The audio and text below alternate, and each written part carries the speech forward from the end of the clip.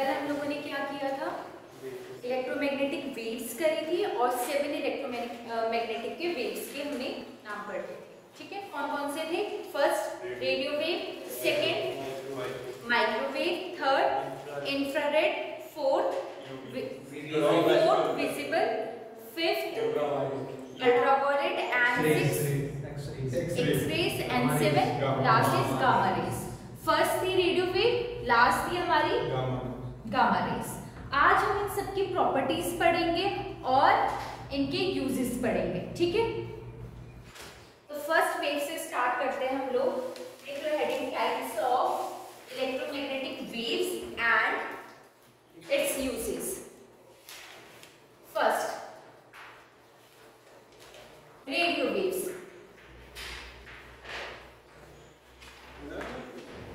हाँ पूछो।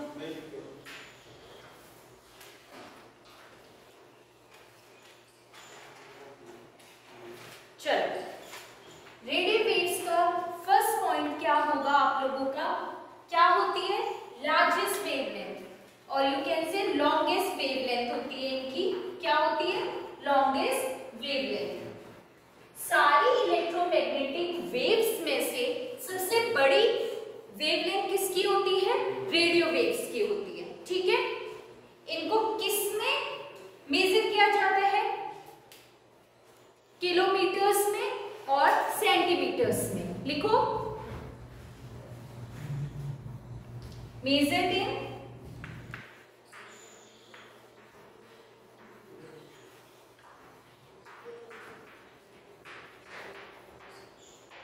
kilometers and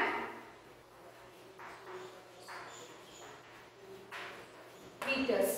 एक बात याद रखना, आप लोग ना जो स्टार्टिंग से सीरियल वाइज हमने पढ़ा है, फर्स्ट सेकंड थर्ड 7 आपके इलेक्ट्रोमैग्नेटिक वेव्स है, उनकी ना सीरियल वाइज नाम याद करके रखना, क्योंकि अगर सीरियल वाइज नहीं याद करोगे तो आपको ये पैटर्न भी याद नहीं रहेगा। ठीक है, तो हम चलेंगे भी ऐसे ही और आपको उससे भी पता चलेगा।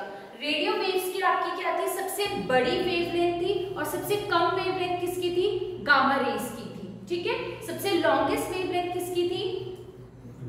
रेडियो वेव्स की। सबसे कम वेवलेंथ किसकी थी? गामा रेज की। ठीक है, तो हम इनकी प्रॉपर्टी उस वे में ही पढ़ रहे हैं स्टार्टिंग से। लॉन्गेस्ट वेवलेंथ मेजर्ड होते हैं किसमें? किलोमीटर्स एंड मीटर्स में। सबसे इंपॉर्टेंट प्रॉपर्टी मतलब यूजेस में आते हैं इनके कि जो आपके रेडियो वेव्स होते हैं वो आपके कहाँ यूज होते हैं? ट्रांसमिशन में यूज होते हैं। किसके? वॉइसेस एंड डाटा ट्रांसमिट करने में हेल्प करते हैं। ट्रांसमिशन किसमें करते हैं? Transmission of data and voice.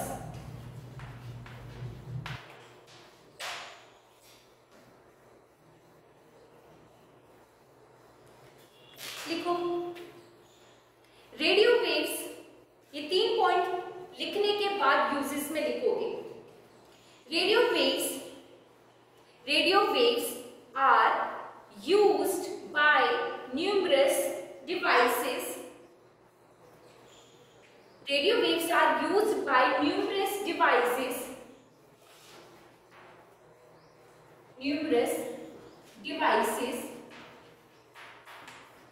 for the transmission of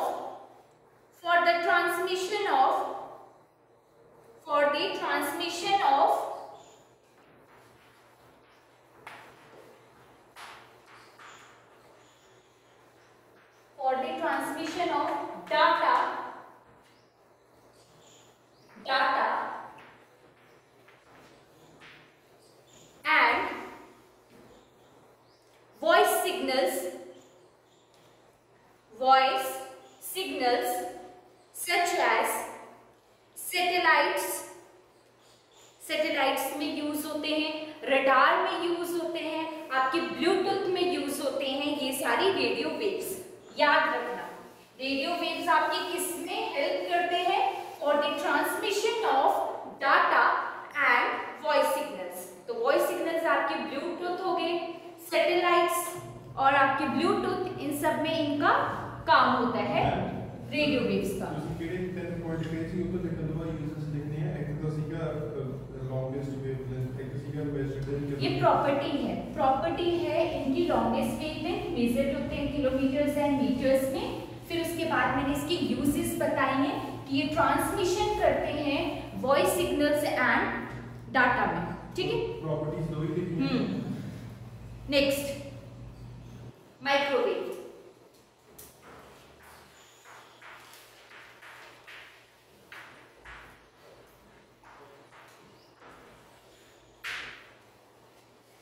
microwaves की क्या होती है, शॉर्टर वेवलेंथ होती है। किससे? Microwaves have shorter wavelength. इनकी शॉर्टर वेवलेंथ होती है किससे? रेडियो वेव से। Shorter wavelength than radio waves.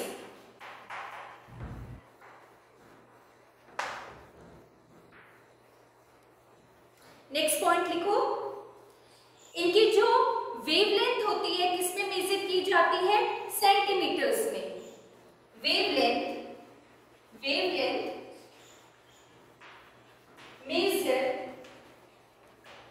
इन सेंटीमीटर्स।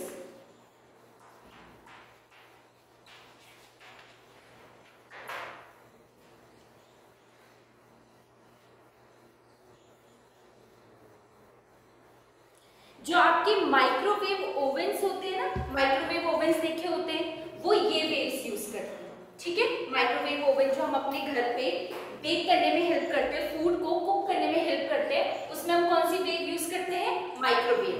तो यूजेस में ये दो प्रॉपर्टीज होगी। यूजेस में फर्स्ट पॉइंट लिखो, use to bake and cook food.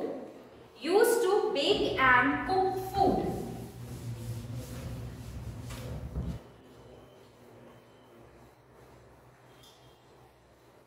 Radio detection में यूज होते हैं। Use to bake and cook food. Radio detection में यूज होते हैं।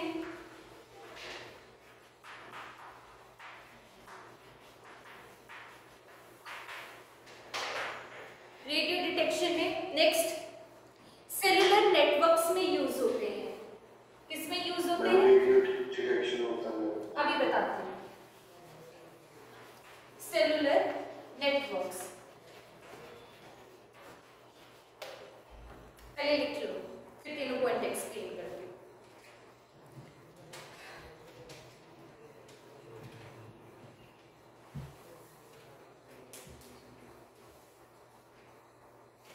आपको किसी को पता है रेडियो डिटेक्शन क्या होता है?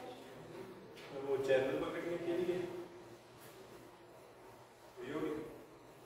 रेडियो डिटेक्शन में क्या होता है, आपकी जितनी भी रेंज आती है ना, जितने भी ये टावर्स यूज करते हैं हम रडार को यूज करके, जितने भी ये रेंजिंग होती है हम रेडियो डिटेक्ट करते हैं, जितने भी सिग्नल्स हमारे अटैच होते हैं, जितने भी ये टावर्स है, उनमें भी ये माइक्रोवेव यूज होती है, ठीक है।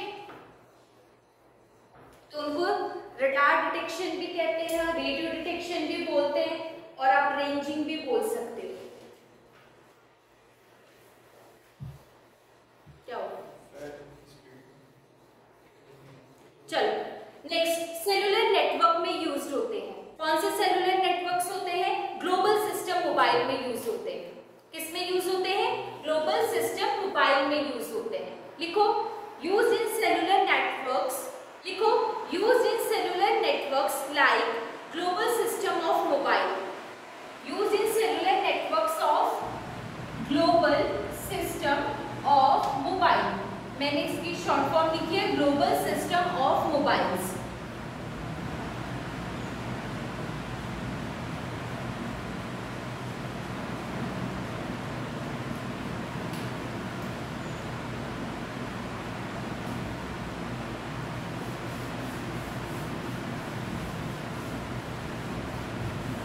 आप अपनी तरफ से भी प्रॉपर्टीज याद कर सकते हो, मतलब यूजेस, ठीक है। बहुत सारी यूजेस होती है। नेक्स्ट, थर्ड कौन सा है?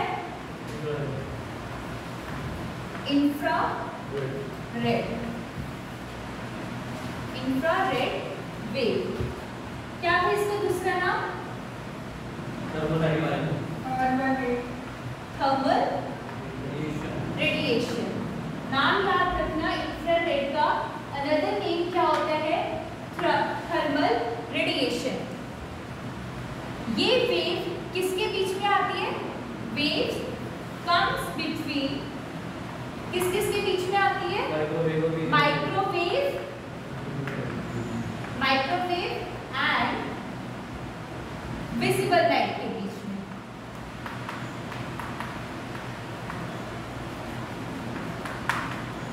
ये था ना रेडियो वेव, माइक्रो, नेक्स्ट क्या था?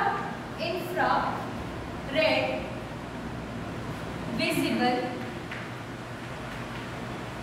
Next UV, X-ray and gamma. तो आपकी इंफ्रारेड वेव किसके बीच में आती है? माइक्रोवेव एंड विजिबल के बीच में। ठीक है, अब दो तरह की आपकी इंफ्रारेड वेव्स होती हैं। फर्स्ट होती है नियर इंफ्रारेड एंड सेकंड होती है फार इंफ्रारेड। लिखो, इंफ्रारेड दो टाइप्स की होती है। एक होता है नियर इंफ्रारेड, टू टाइप्स के होते हैं। टू टाइप्स के होते हैं, एक होता है नियर इंफ्रारेड, दूसरा होता है फार इंफ्रारेड।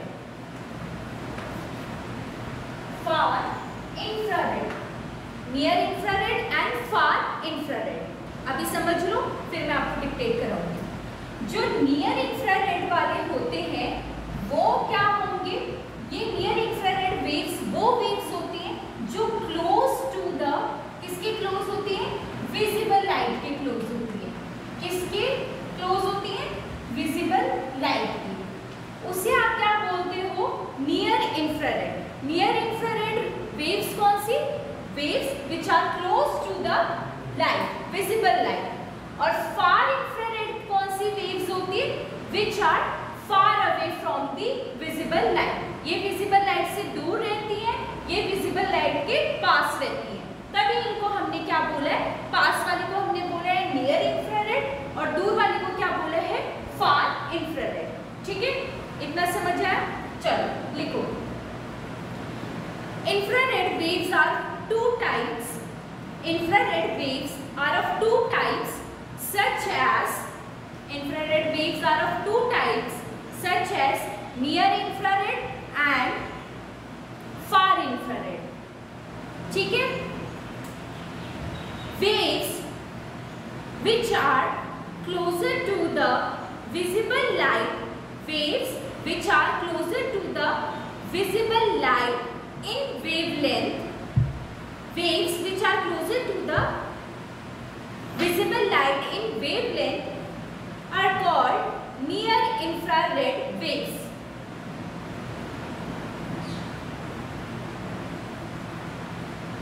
आपके जो नियर इंफ्रारेड वेव्स जो होती हैं वो आपके टीवी रिमोट में यूज होती है। जो आपके टीवी रिमोट होते हैं ना, उनमें यूज होती है। अभी डिक्टेट कराऊंगी, पहले समझो। टीवी रिमोट जो होता है आपके चैनल यूज चेंज करने के लिए, उसमें आपके ये नियर इंफ्रारेड वेव्स यूज होती है। ठीक है, तो लिखो नियर इंफ्रारेड वेव्स। हाँ, use near infrared waves are used in TV remote. Near infrared waves used in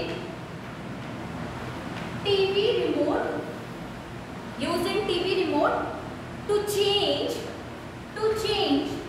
channels. To change channels.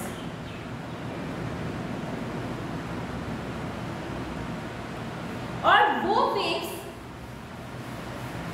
which are farther away from visible light in wavelength, उसे आप क्या बोलोगे? Far infrared waves. जो आपकी फार infrared waves जो होती हैं, फार infrared wave जो होती है, पता चल गया इनका मतलब क्या था? फार इंफ्रारेड वेव्स का मतलब क्या था कि ये विजिबल लाइट से बहुत दूर होती हैं, इसलिए इनको फार इंफ्रारेड वेव्स बोला है। ये क्या होती है? थर्मल इन नेचर होती है, थर्मल इन नेचर होती है, मतलब ये हीटिंग ऑब्जेक्ट्स में बहुत ज्यादा होती है। थर्मल नेचर का मतलब ये किसमें? हीटिंग ऑब्जेक्ट में बहुत ज्यादा होती है, जो हमारे नॉर्मली इंफ्रारेड वेव्स होती है। इंफ्रारेड वेव्स वही थी जो क्या एमिट्स कर रहे थे आपके हीटिंग ऑब्जेक्ट्स, आपके क्या एमिट्स कर रहे थे? Infrared waves. तो इंफ्रारेड वेव्स में दो ही आती है, near and far. Near which is close to the visible light and far infrared which are farther away from the visible light. ठीक है, तो जो फार वाले हैं वो आपके थर्मल इन नेचर होते हैं, मतलब हीटिंग ऑब्जेक्ट में बहुत ज्यादा होते हैं, जो गर्म बॉडी होती है उसमें ये सबसे ज्यादा होते हैं। ठीक है, नेक्स्ट इंफ्रारेड वेव्स आपके नाइट विजन में भी यूज होते हैं। किसमें यूज होते हैं? नाइट विजन में भी यूज होते हैं। इंफ्रारेड वेव्स आपकी नॉर्मल फार वो नहीं, नॉर्मल यूज है। इंफ्रारेड जो होते हैं वो आपके नाइट विजन में भी यूज होते हैं। आर्मी कैंप में भी यूज होते हैं, और जो नॉर्मली हमने नाइट विजन में ऑब्जेक्ट्स को देखना होता है, लिविंग ऑब्जेक्ट्स को देखना होता है, तब भी आपके इंफ्रारेड वेव्स हेल्प करते हैं नाइट विजन। ठीक है, क्या बोल रहे हो? हीटिंग ऑब्जेक्ट हम मान लो हीटिंग ऑब्जेक्ट है। ठीक है, हम धूप में बैठे हैं, सनलाइट में बैठे हैं, ठीक है, हमारी बॉडी बहुत गर्म हो रही है, बहुत हम हीट वो कर रहे हैं, तो हम क्या एमिट कर रहे हैं? Infrared waves. आपको फील हो रहा है ना आपकी बॉडी बहुत गर्म हो रही है, तो इट मीन्स इंफ्रारेड वेव्स क्या हो रही है? एमिट्स हो रही है। मतलब जो गर्म बॉडी होगी वो क्या होगी? आपकी इंफ्रारेड वेव्स को एमिट्स कर रही होगी। ठीक है, मतलब जो गर्म बॉडी होगी उसमें इंफ्रारेड वेव्स होंगे, हार्मफुल नहीं होते हैं, हार्मफुल आपके यूवी वाले होते हैं।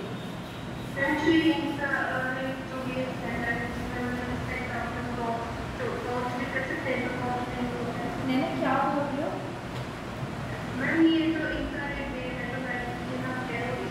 हाँ, सही बोल रहे हो, ठीक है ठीक है ठीक है। हाँ, यूज इन, हाँ हाँ, नियर वाले यूज करेंगे, नियर वाले रिमोट सेंसिंग में यूज करेंगे। नियर वाले आपके रिमोट जो टीवी रिमोट होते हैं उसमें यूज होते हैं।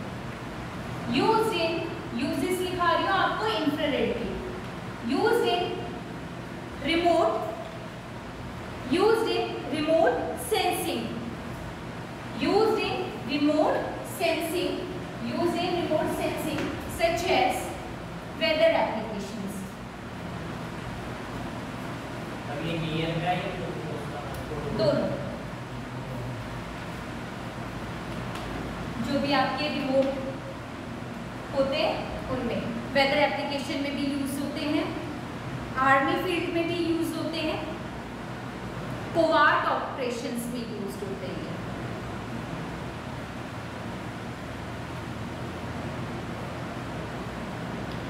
एस्ट्रोनॉमी में भी यूज होते हैं, एस्ट्रोनॉमी में भी यूज होते हैं, सो दैट ये स्टडी कर सके किसकी प्रॉपर्टीज, किसकी स्टडी कर सके? आपके प्लेनेट, सन, मून, इन सब की स्टडी कर सके। ठीक है, आपकी जो इंफ्रारेड वेव्स होती हैं एस्ट्रोनॉमी में भी यूज होती है, सो दैट वो किसकी स्टडी कर सके? प्लैनेट्स, मून वगैरह। ठीक है, तो लिखो use in astronomy, use in astronomy to study the behaviour and properties of planet, stars and moon. Use in astronomy to study the behavior and properties of किस-किसकी स्टडी करते हैं? ये stars, planets and moon.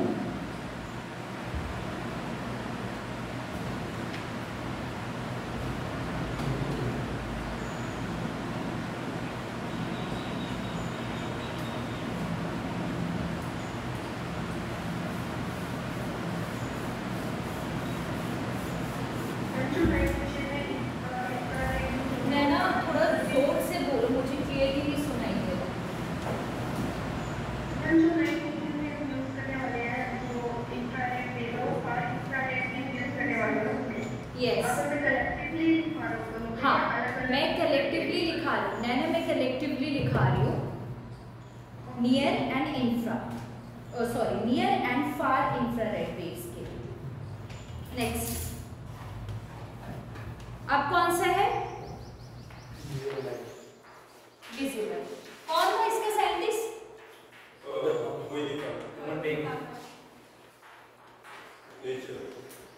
Yes, लिखो wavelength which can be wavelengths which can be seen by human eye। वो wavelength जो human eye देख सकती है उसे आप क्या बोलते हो? visible light बोलते हो।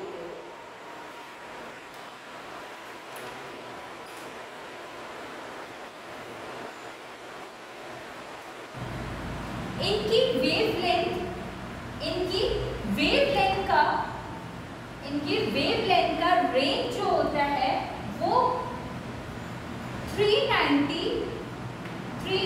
टू 700 के बीच में होता है। 390 to 700 nanometre. Wavelength which can be seen by human eye वो आपके विजिबल लाइट होते हैं और इनकी वेवलेंथ 390 टू 700 के बीच में रेंज करती है। ठीक है, उस पे वेरी करती है। फ्रीक्वेंसी इनकी होती है 430 टू 790। फ्रीक्वेंसी इनकी कितने के बीच में होती है? Frequency 430 to 790।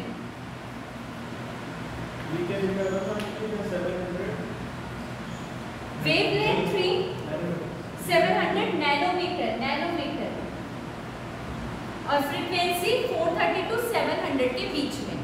क्या यूनिट बताई थी फ्रीक्वेंसी की? हर्ट्ज। ठीक है मैम, फ्रीक्वेंसी 790 तक है, 700 तक है? 790 तक फ्रीक्वेंसी है और वेवलेंथ 700 तक है।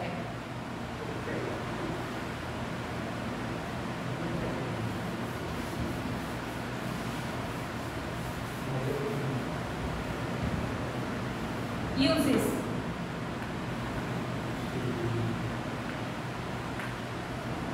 देखो, first point can be seen by human eye. Can be seen by human eye तो हमारे लिए यूजफुल है। Next used in CD and DVD. CD और डीवीडी पता ही होगा, उसमें यूज होता है ये। Use in CD and DVD. Laser printers में भी यूज होते हैं, जो आपके लेजर प्रिंटर्स होते हैं। Use in laser printers.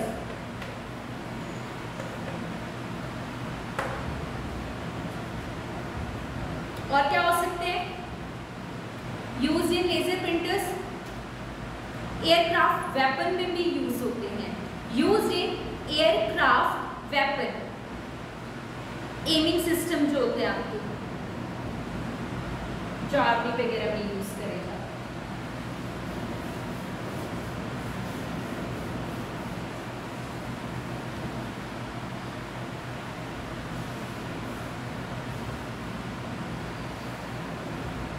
कौन सा था ये? विजिबल। चलो अब एक क्वेश्चन करा रही हूँ तो उस क्वेश्चन का आंसर बताओ। ठीक है आप लोग, जिससे पूछो बस लिख लो क्वेश्चन। क्वेश्चन लिखा रही हूँ एक। अभी मैं नॉर्मली जो पढ़ा दिया उसमें से आपसे क्वेश्चन पूछूंगी।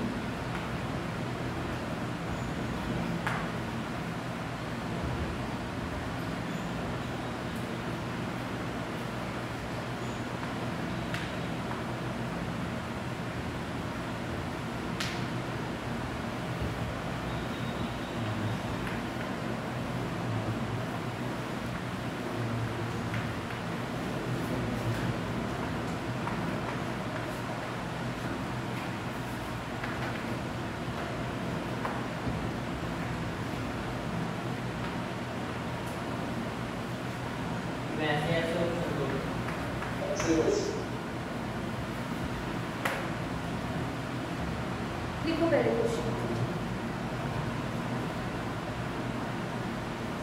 लिखनी है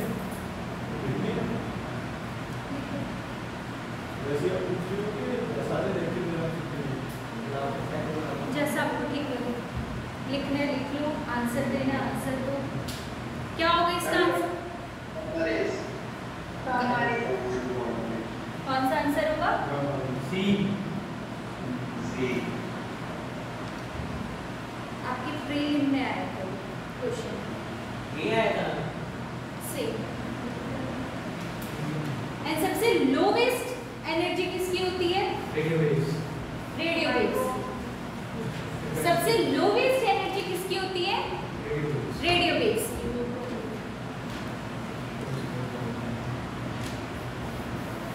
नेक्स्ट क्वेश्चन लिखो।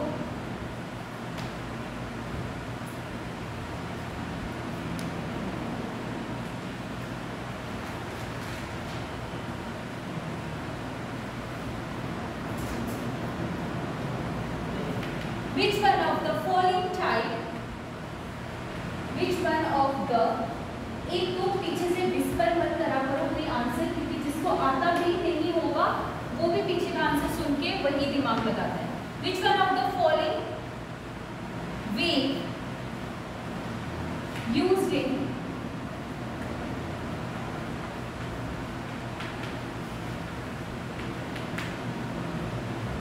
night vision? ऑप्शन लिखो। रेडियो वेव्स, क्या है इसका आंसर? इंफ्रारेड। वेदर एप्लीकेशन में कौन सा वेव यूज होता है? वेदर एप्लीकेशन में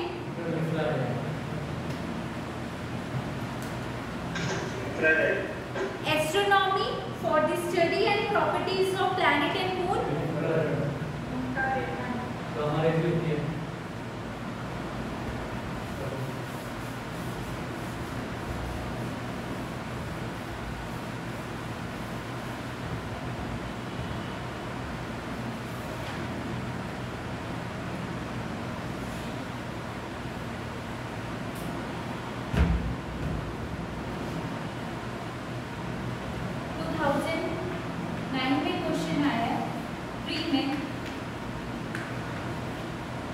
आंसर नहीं देगा पहले। Which one of the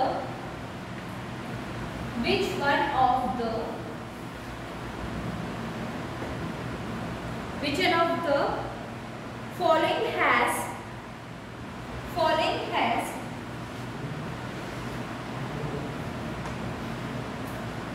highest energy?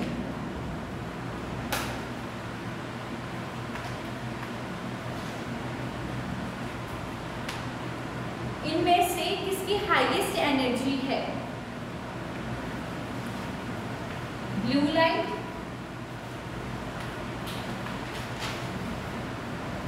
Second green light,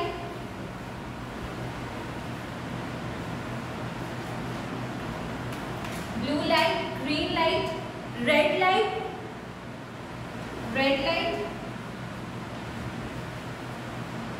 और लास्ट येलो लाइट।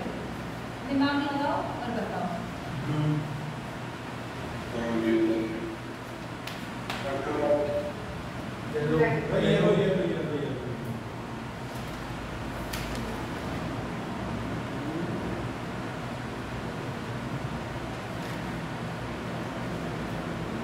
सोचो क्या है?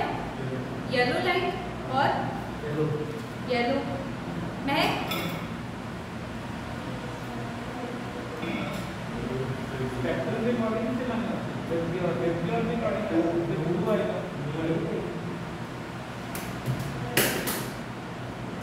बताओ। Yellow online class.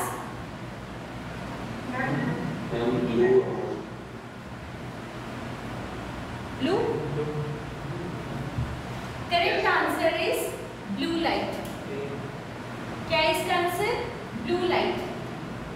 जिनका ब्लू लाइट है वो अपना रीजन बताओ, व्हाई ब्लू लाइट? वायलेट होती है सबसे ज्यादा, जैसे नीचे में से वो सबसे ज्यादा सेकंड में लगी लॉन्गेस्ट और जो नीचे से सबसे बाद में पास करती है उसकी एनर्जी। यस,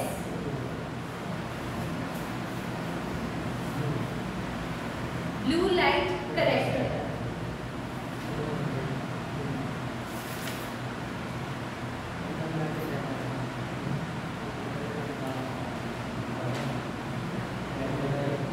चलो नेक्स्ट, कौन सा वेव कर रहे थे हम? Ultraviolet, ultraviolet. फिफ्थ नंबर पे क्या था आपके? Ultraviolet, UV rays, UV rays, UV rays. लिखो shortest wavelength after the visible light. Shortest wavelength होती है इनकी, शॉर्टेस्ट वेवलेंथ होती है इनकी, shortest wavelength after the visible light.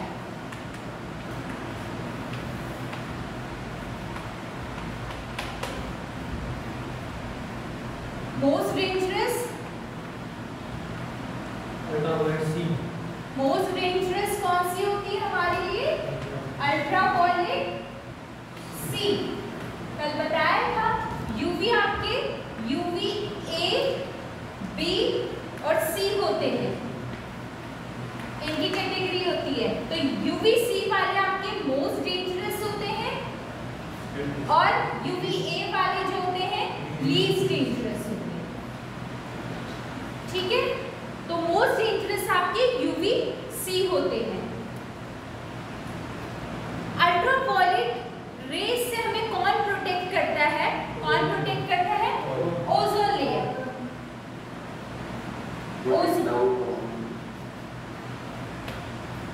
Ozone layer protect from UV rays, sun's ultraviolet raise.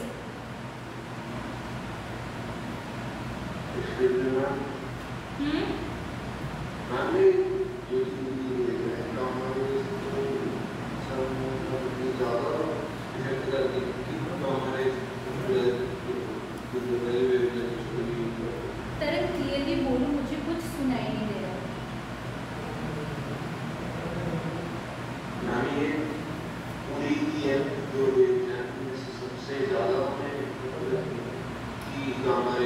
नहीं, सबसे ज्यादा यूवी,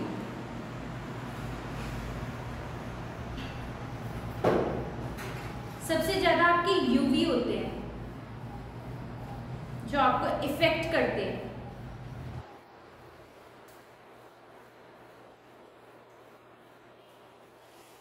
यही पूछ रही हो ना, सारी इलेक्ट्रोमैग्नेटिक वेव्स में यूवी ही होते हैं जो आपको इफेक्ट करते हैं। सर यही क्वेश्चन है? हाँ, तो यूवी ही होते हैं। गामा का भी बताती हूँ मैं। चलो यूजेस लिखो इनकी। एक्सपोजर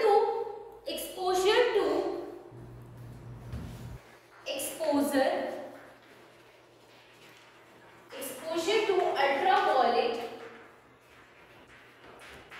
अगर आपको अल्ट्रावॉयलेट रेस एक्सपोज करती है तो वो क्या कर देते हैं? आपको कॉज कर देते हैं tanning.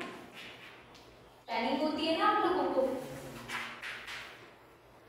Exposure to ultraviolet rays cause tanning.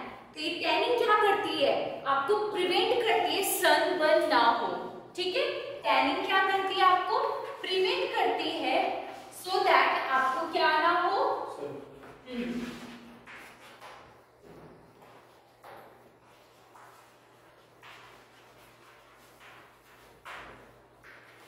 First use.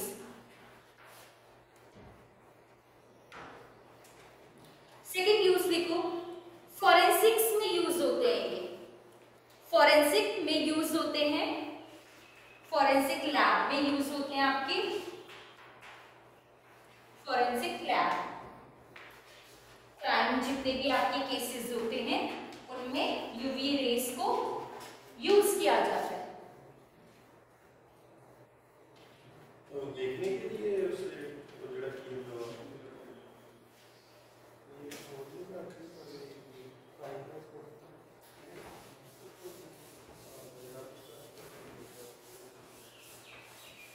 Uses बहुत हैं, आपको कहीं से भी बहुत सारे यूजेस मिल जाएंगे, बट जो इम्पोर्टेंट है मैं वही लिखा रही हूँ। नेक्स्ट क्या था? इसके बाद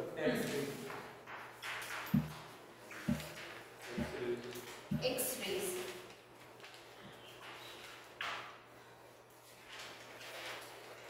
लिखो shorter wavelength than the ultraviolet rays. इनकी क्या होती है? शॉर्टर वेवलेंथ होती है, shorter wavelength than the UV rays.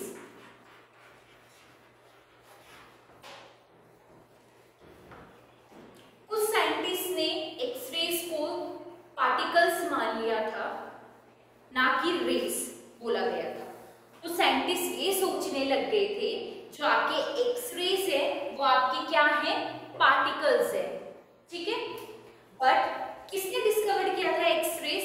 कल पढ़ाया था, हाँ देखो, हाँ रॉन्स्टन ने एक्सरेज को डिस्कवर किया था और इसके बहुत फायदे देखने को मिले थे। ह्यूमन की पेशेंट बॉडी होती है उनको स्कैन करने के लिए एक्सरेज यूज किया गया था।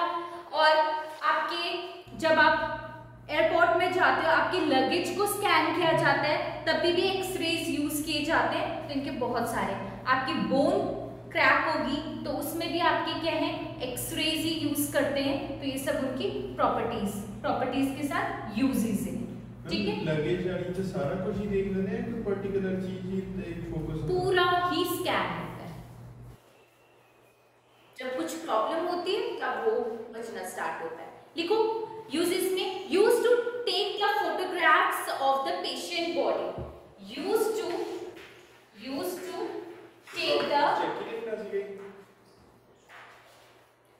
take the photographs of the body.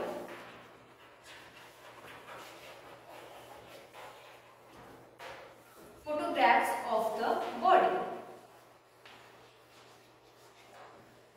Next point, used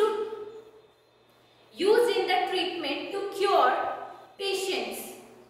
Used in the treatment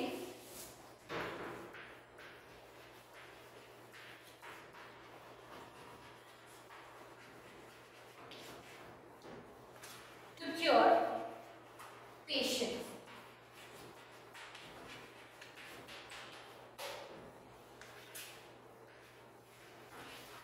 Third, used in airports. Excuse me, ma'am. हाँ जी, Ma'am, cure patients from what? जितनी भी आपकी इंजरी वगैरह होती है, ठीक है।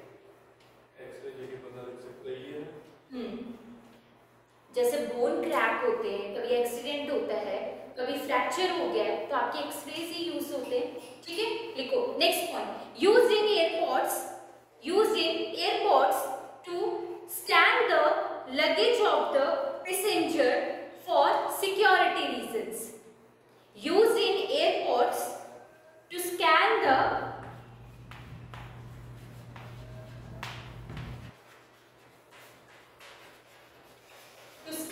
luggage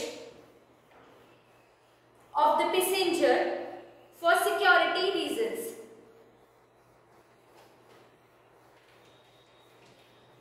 हिस्टोरियंस भी यूज करते थे पहले के टाइम पे, वो ये देखते थे ये पिक्चर ओरिजिनल है या डुप्लीकेट है, तभी भी एक्सरेज को यूज किया जाता था। Next point, used by the historians passenger for security reason. Used by historians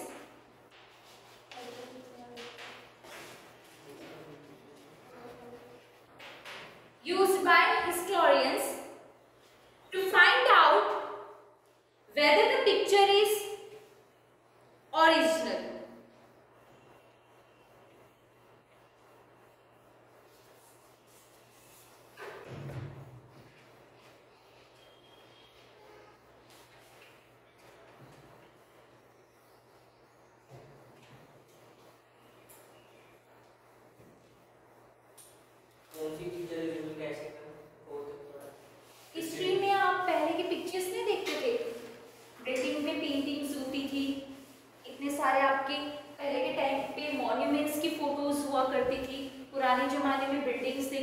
spots वगैरह देखे होंगे, क्योंकि फोटोज को स्कैन किया जाता था, ये देखा जाता था कि ये पिक्चर्स आपके ओरिजिनल हैं या कहीं और से डुप्लीकेट किए गए हैं, तो तभी भी कौन सी रेज को यूज किया जाता था?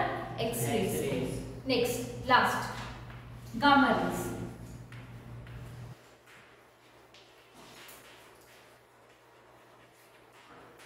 शॉर्टेस्ट वेवलेंथ, सबसे शॉर्टेस्ट वेवलेंथ होती है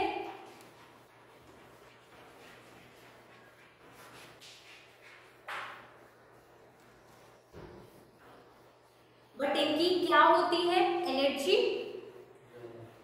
हाई होती है, because they are short waves in the spectrum. Short waves होने की वजह से स्पेक्ट्रम में इनकी एनर्जी क्या होती है? हाई होती है।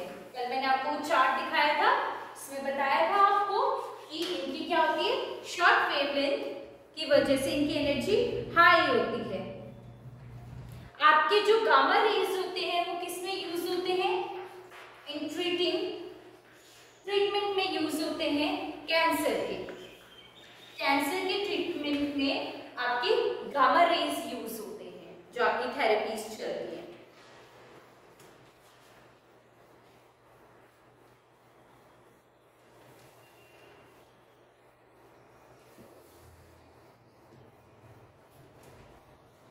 और मैम टाइप ऑफ कैंसर में यूज होता है, जैसे स्किन कैंसर, ब्लड कैंसर। हाँ, स्किन कैंसर में देखो, जो आपके गामा रेज होते हैं वो आपके जितने भी मेडिकल इक्विपमेंट्स है, मेडिकल में यूज होते हैं, हॉस्पिटल्स वगैरह में जितने भी आपके इक्विपमेंट्स हैं जो आप यूज करते हो मेडिकल फील्ड में, उनको स्टरलाइज करने में भी आपके गामा रेज हेल्प करते हैं। क्योंकि एक बार आपने यूज कर लिया, बट बहुत सारे पेशेंट को भी तो वही यूज करते हैं, कुछ इक्विपमेंट, बट उसमें कुछ जर्म्स वगैरह रह जाते हैं, तो गामा रेज उनको क्या करती है? स्टरलाइज कर देती है, सो दैट आपके सारे जर्म्स क्या हैं? खत्म हो जाए। यूवी रेज आपकी स्किन डिजीज कॉज करती है। क्या फर्स्ट? नहीं, वो आपकी गामा रेज होती है, यूवी रेज नहीं होती है, ये कंफ्यूजन मत रखना। गामा रेज ऐसी रेज होती हैं जो आपके इक्विपमेंट्स को स्टरलाइज करने में हेल्प करती हैं। स्टरलाइज से पता है मैं क्या बोल रही? इक्विपमेंट जितने भी आपके मेडिकल फील्ड में यूज होते हैं सामान, उनको स्टरलाइज किया जाता है, सो दैट आप किसी और पे भी यूज कर रहे हो तो वो जर्म्स उनको इन्फेक्ट ना करे, वो वही खत्म हो जाए। हम कभी भी लैब में जाते हैं तो हम इक्विपमेंट्स मेडिकल प्रैक्टिकल वर्क में क्या करते हैं? उन इक्विपमेंट्स को, उन सारे सामान को क्या करते हैं? स्टरलाइज करते हैं, फिर यूज करना स्टार्ट करते हैं। ठीक है, आप जितने भी बायोटेक में लैब्स होती है उनमें भी चीज़ों को स्टरलाइज किया जाता है। पेट्री डिश होगी, जितने भी आपके सब कुछ हो गए, बीकर, ब्यूरिट, जो भी है सब कुछ, उनको क्या करते हैं? पहले सारा स्टरलाइज करते हैं, लैब को भी क्लीन करते हैं, सो दैट आप आगे लैब में काम कर रहे हो तो कोई आसपास आपके सराउंडिंग में जर्म्स ना हो, बैक्टीरिया वगैरह ना हो जो उसको इन्फेक्ट कर रहे हो। ठीक है, नेक्स्ट एस्ट्रोनॉमी में यूज होते हैं गामा रेज। आपकी एस्ट्रोनॉमी में यूज होते हैं to study the outer universe. Universe की स्टडी करने में भी आपके गामा रेज यूज होते हैं।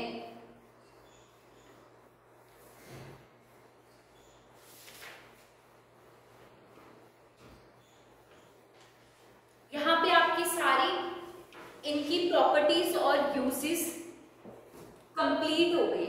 ठीक है, कुछ बातें ध्यान में रखनी है। सबसे पहले आपके सीरियल वाइज में किसकी वेवलेंथ ज्यादा है, किसकी कम है, किसकी एनर्जी ज्यादा है, किसकी कम है।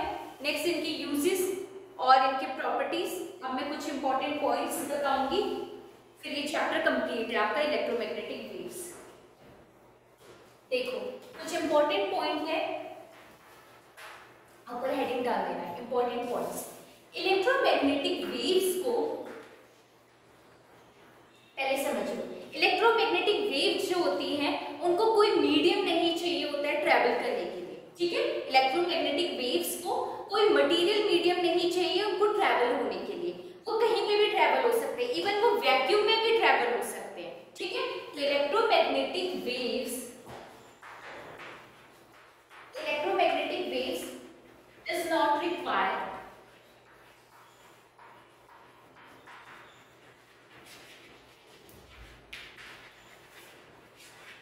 not require any material medium.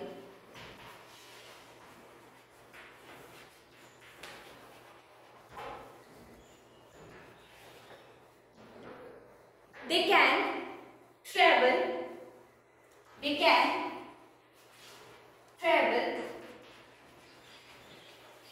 even in vacuum.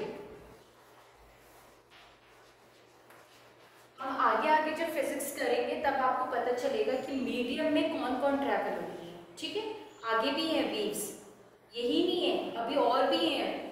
ये हम इलेक्ट्रोमैग्नेटिक वेव्स पढ़ रहे हैं। आज इलेक्ट्रोमैग्नेटिक वेव्स का चैप्टर कंप्लीट होगा, ठीक है। ये वैक्यूम में भी ट्रेवल करते हैं। अब देखो, ध्यान से देखना, जो ये इलेक्ट्रोमैग्नेटिक वेव्स वैक्यूम में ट्रेवल करती हैं, सारी जितनी भी आपकी रेडियो वेव्स होगी, second microwave, infrared, visible, gamma, X-rays, सारी सेम स्पीड में ट्रैवल करेंगी वैक्यूम में।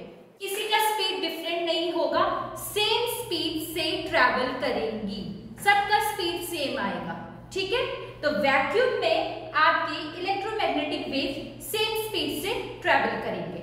और ध्यान से सुनना, वैक्यूम में सबसे ज्यादा हाई स्पीड से आपके इलेक्ट्रोमैग्नेटिक वेव्स ट्रैवल करती हैं, ठीक है। आपके इलेक्ट्रोमैग्नेटिक वेव्स वैक्यूम में बहुत हाई स्पीड से ट्रैवल करते हैं, वैक्यूम में, ठीक है, सबसे ज्यादा।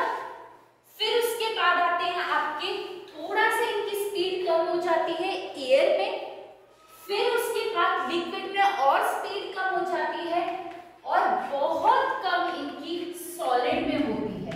तो आपसे क्वेश्चन आ सकता है, हाई स्पीड में इलेक्ट्रोमैग्नेटिक वेव्स वैक्यूम में ट्रेवल करता है और लीस्ट सॉलिड में होता है, बीच में एयर में उससे कम, सबसे कम लिक्विड, और सॉलिड में तो बहुत ही कम, ठीक है। तो ये याद रखना, vacuum highly speed.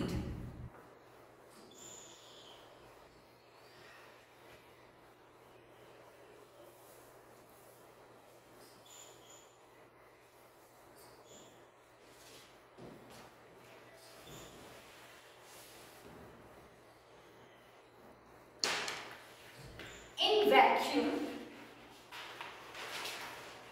all electromagnetic waves, ये EM इलेक्ट्रोमैग्नेटिक है, हाँ, EM electromagnetic waves travel in same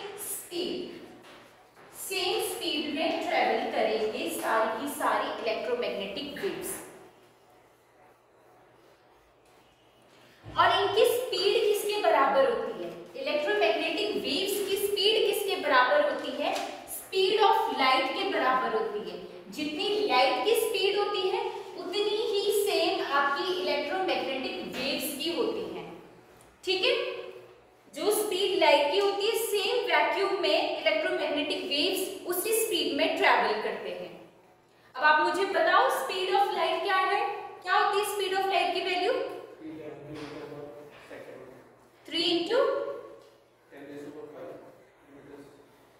speed of light की वैल्यू कांस्टेंट होती है 3 into 10⁻⁸ metre per second. 8th class की बुक में था। Speed of light 3 into 10⁸ metre per second, यही स्पीड होती है आपकी इलेक्ट्रोमैग्नेटिक वेव्स की, ठीक है। इलेक्ट्रोमैग्नेटिक वेव्स की स्पीड आपकी सेम लाइट के बराबर 3 into 10⁸ मीटर पर सेकेंड। अब बताओ, यूनिवर्स में सबसे ज्यादा स्पीड किसकी होती है? किसने बोला? श्योर? बताओ श्योर हो लाइट? और कोई? यूनिवर्स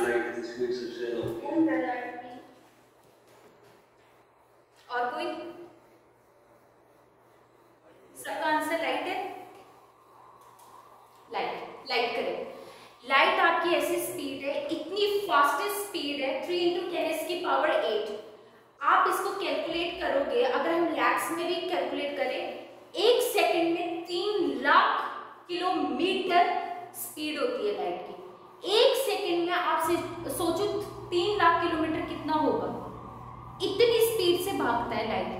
तो आप सोच लो 2 सेकंड में तो 6 लाख हो जाएगा और 3 सेकंड में उसका ट्रिपल लगा लो।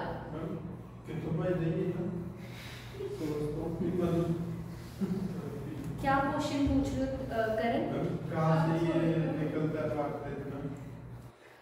कहाँ से ये निकलता? आप जब मैं लाइट बोलते तो सनलाइट समझ लिया करो। सनलाइट देखो कितनी स्पीड से, लाइट इतनी फास्ट ट्रेवल करता है। पूरे यूनिवर्स में मैक्सिमल जिसकी स्पीड है वो है सिर्फ लाइट, ठीक है। तो ये पॉइंट कहीं पे भी आएगा, आया भी था क्वेश्चन, सबसे ज्यादा स्पीड किसकी होती है, तो 2 ऑप्शन करके तो था आंसर। अभी स्पीड है या विजिबिलिटी है, नहीं है लाइट? स्पीड ट्रैवल स्पीड, जितने भी सोर्स है ना दुनिया में ट्यूबलाइट है। हाँ, इसकी सोर्स लाइट की स्पीड ही इतनी तेजी से होगी। अब लगा लो जो 3 × 10⁸ मीटर पर सेकंड किया है, उसको कैलकुलेट अगर मैं आगे जाके करूंगी वो इंपॉर्टेंट नहीं है, मैं नॉर्मल बता रही हूँ। 3 लाख में 1 सेकंड किलोमीटर, मतलब 1 सेकंड में 3 लाख किलोमीटर वो ट्रेवल कर जाता है आपकी लाइट, ठीक है। तो इतनी फास्टेस्ट स्पीड होती है। लिखो speed of light is maximum possible speed, nothing can move faster than light. Speed of light is maximum possible speed. Nothing can move faster than light.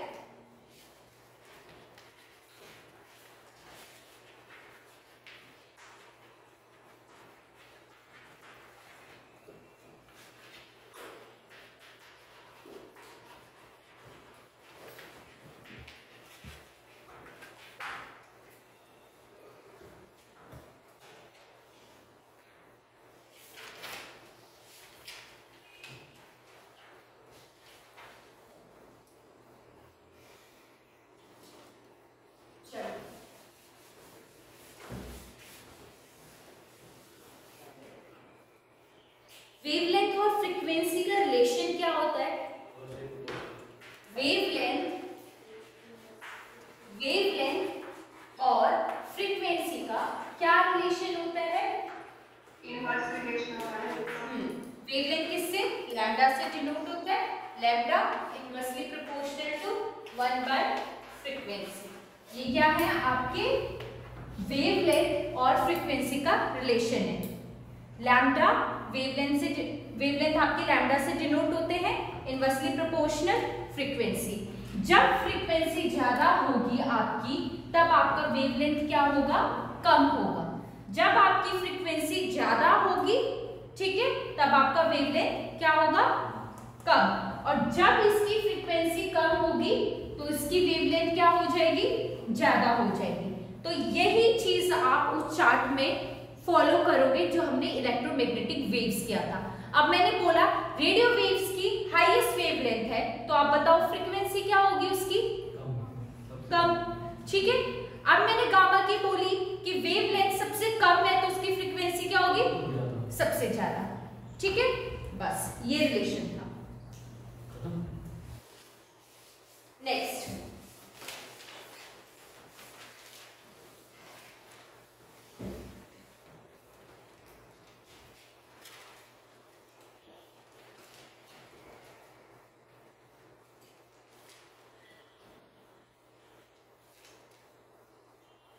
देखो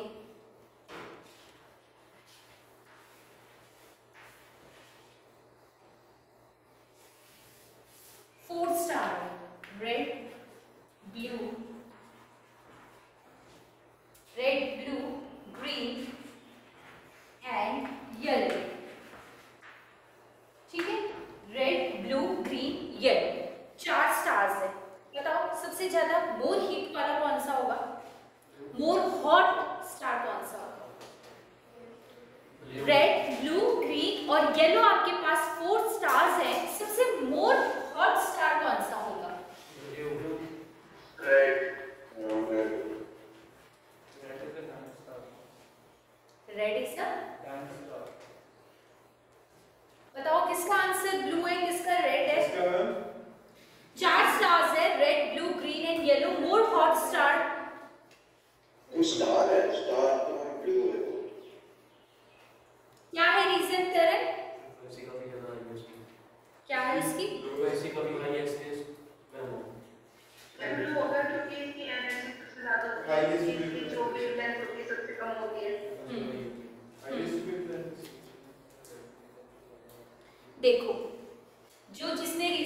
बताया वो सही है। देखो, जब आप किसी ऑब्जेक्ट को हीट करते हो, जब आप किसी ऑब्जेक्ट मतलब मेटल ऑब्जेक्ट को हीट करते हो, मेटल ऑब्जेक्ट को हीट करते हो, तो पहली चीज क्या होती है? पहले जब ऑब्जेक्ट को हीट किया जाता है, पहले रेड होता है, फिर येलो होना स्टार्ट होता है, और लास्ट में जब वो बहुत गर्म होती है तब वो ब्लू होता है। देखा होगा, भट्टी देखी? कैंडल कैंडल हाँ, कैंडल भी एग्जाम्पल है। सबसे पहले रेड मत दिमाग लगाना कि बहुत लाल है तो गर्म भी होगा, ये दिमाग मत लगाना। सब लोग रेड को ये सोचते हैं कि रेड बहुत हॉट स्टार हो सकता है बिकॉज ऑफ इट्स कलर और बहुत गर्म हो सकता है। नहीं, ब्लू। जब आप किसी मेटल ऑब्जेक्ट को हीट करते हो, स्टार्टिंग में 3 कलर याद रखना, पहले रेड होगा, देन येलो और लास्ट में क्या होगा? ब्लू। ब्लू आपका सबसे हॉटेस्ट होता है। और कलर आपको क्या बताता है कि इसका क्या है, पहले नोट डाउन करो।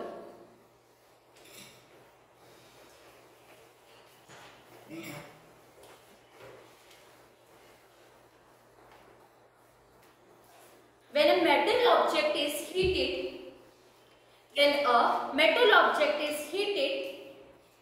it first appears.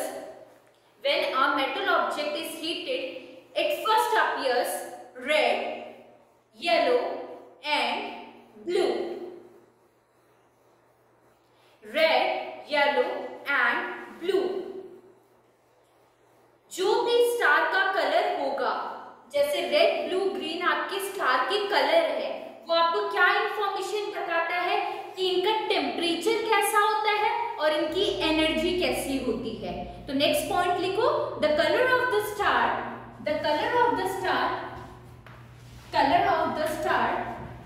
gives information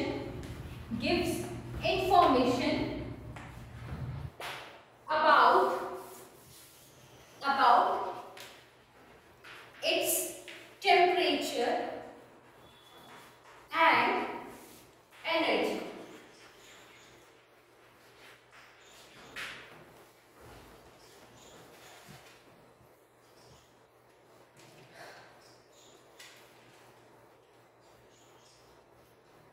एक आपके ये कंप्लीट कर लिया।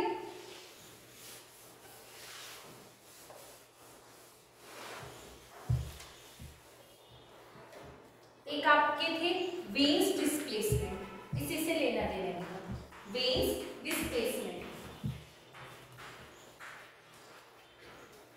ये क्या बताता है, जो आपके लैम्डा टी होते हैं वो क्या होते हैं?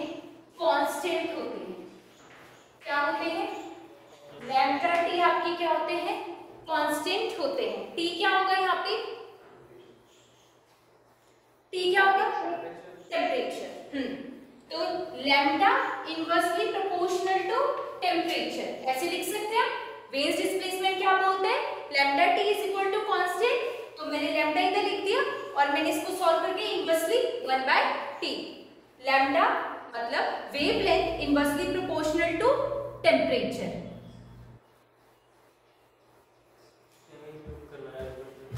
ये क्यों करवाया? अच्छा, वेन्स डिस्प्लेसमेंट क्या बोलता है, जो आपके वेवलेंथ टेम्परेचर होते हैं इन दोनों का प्रोडक्ट कांस्टेंट होता है। तो वेवलेंथ, अगर मैं इसको सॉल्व करूं, वेवलेंथ इनवर्सली प्रोपोर्शनल होता है टेम्परेचर की। जहां टेम्परेचर ज्यादा होगा वहां वेवलेंथ क्या होगी? कम होगी। और अगर टेम्परेचर को कम कर दूं तो इसकी वेवलेंथ क्या होगी? ज्यादा होगी। ठीक है, तो वेन डिस्प्लेसमेंट के कुछ कॉन्सेप्ट आ सकते हैं, तो वहां पे ये कॉन्सेप्ट को फॉलो करना है लैम्डा टी को। ठीक है, कुछ स्टेटमेंट वाइज आ सकते हैं, lambda T is equal to constant, lambda inversely proportional to temperature. Ma'am ये वेव्स वर्ड क्या होता है, इसका मीनिंग? ये टी टेम्परेचर और इसके साथ क्या लिखते हैं? वेवलेंथ। नैना क्या पूछ रहे हो? मैम इस वेव्स मतलब इस वर्ड का मीनिंग क्या होता है? वेव्स वर्ड का वेन साइंटिस्ट के नाम से वेन डिस्प्लेसमेंट लो। हाँ, तो ये इसका कुछ मीनिंग नहीं है, नीचे के कॉन्सेप्ट में चलो।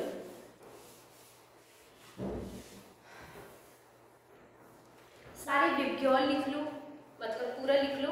विब्ग्योर, violet, indigo, blue, green, yellow, orange and red. VIBGYOR.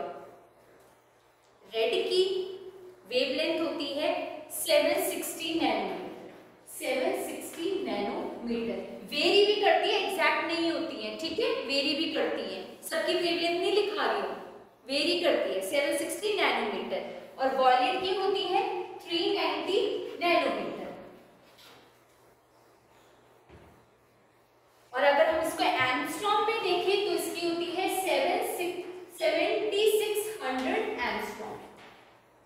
ठीक है. और अगर मैं इसको वॉयलेट की देखूं तो इसकी होती है 3900 एंगस्ट्रॉम. सुना होगा ये एंगस्ट्रॉम तो, ठीक है, लिख लो. एनएम क्या होता है? नैनोमीटर होता है. 1 नैनोमीटर किसके बराबर होता है? 10⁻⁻⁹ मीटर के बराबर. तो अगर वेवलेंथ को मीटर में यूज करना है तो हम क्या यूज करते हैं? 10⁻⁻⁹.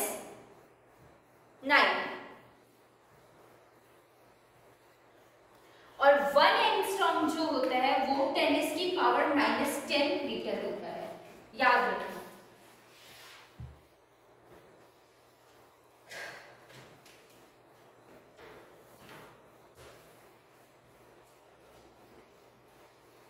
मैम इसकी स्टैंडर्ड यूनिट नैनोमीटर होती है या फिर दूसरे वाले चॉकलेट टाइप? यस नैना, सही बोल रहे हो.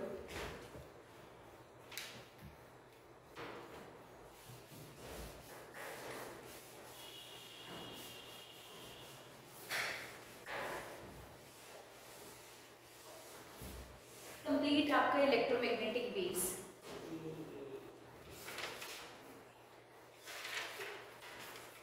वेवलेंथ को अगर डिस्क्राइब करें तो कैसे बोलोगे? वेवलेंथ की क्रस्ट एंड ट्रफ के बीच में हाँ. कोई डाउट है पूछ लो, फिर मैं आपका एक डाउट क्लियर करूंगी.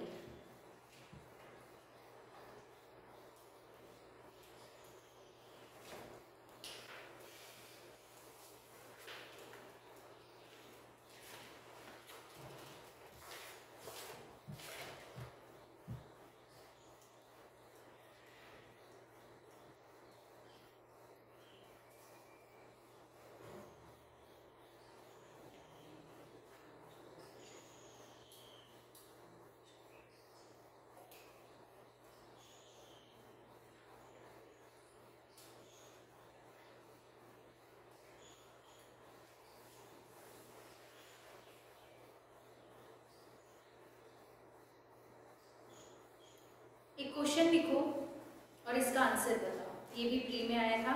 Which of the following waves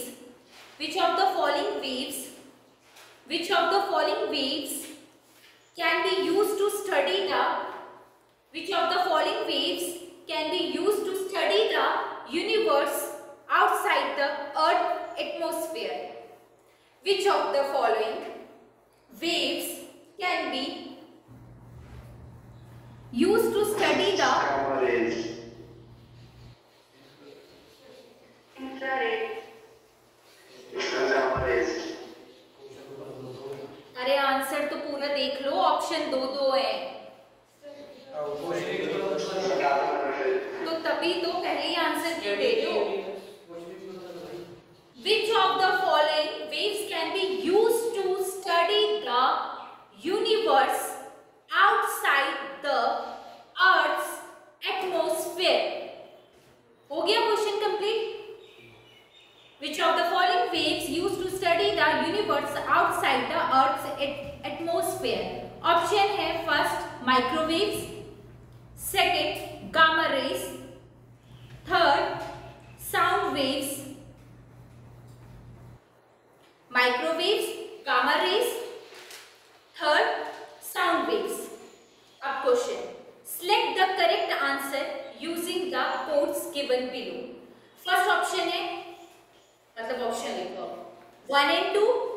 A option option 1 and 2, B option 2 only, C option, first option है 1 and 2,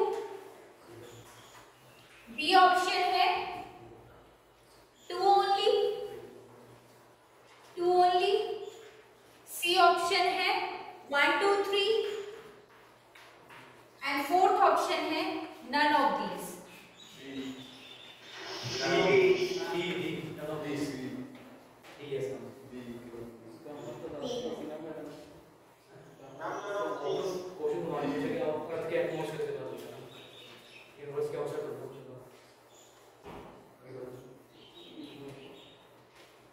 क्या है इसका आंसर? डी की बी?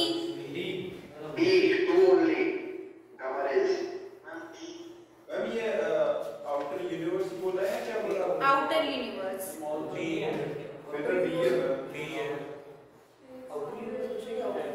Outer universe. एटमॉस्फेयर बोला और एटमॉस्फेयर के बाहर एटमॉस्फेयर बोला। Outside the earth, to study the universe outside the earth atmosphere. D होगा none of these. Yes ma'am D होगा none of these. डी होगा या और होगा?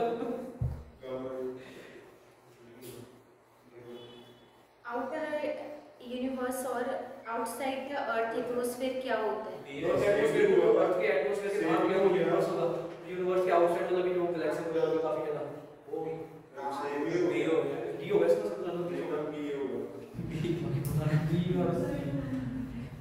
पहले तो ना आप लोग सभी, मैं नहीं बताऊंगी, यही काम कर कर आओगे। अर्थ का